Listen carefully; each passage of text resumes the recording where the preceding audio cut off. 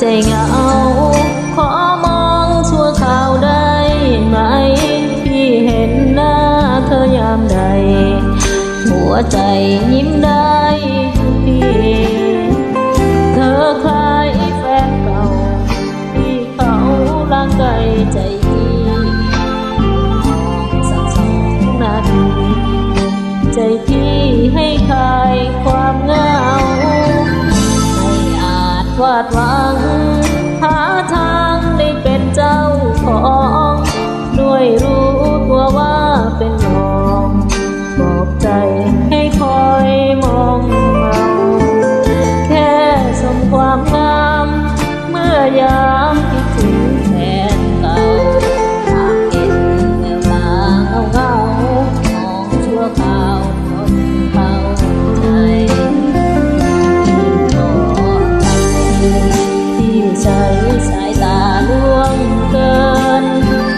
บางครั้งมองเพลินอย่าคิดว่าหากำไร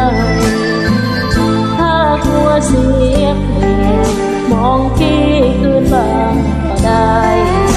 จะเก็บแววตาใสๆมาไว้ใจยามเหงาช่วยคนใจร้าวความเศร้าได้ไหมหากเธอยังไม่มีใครเปิดใจคุยเรื่อง2 เราถ้ามีคนจองพี่ขอแค่มองชั่วคราวเสียงรอยยิ้มเปล่าๆความเหงาที่ได้ไหม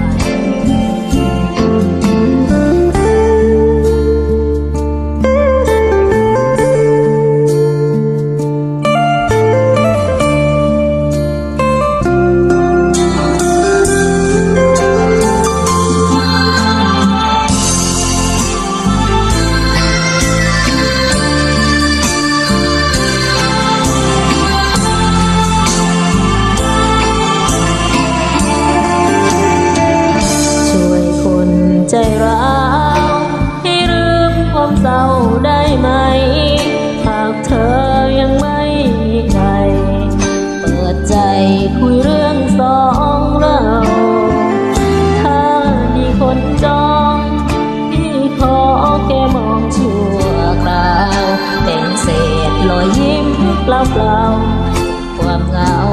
ให้พี่ได้ไหม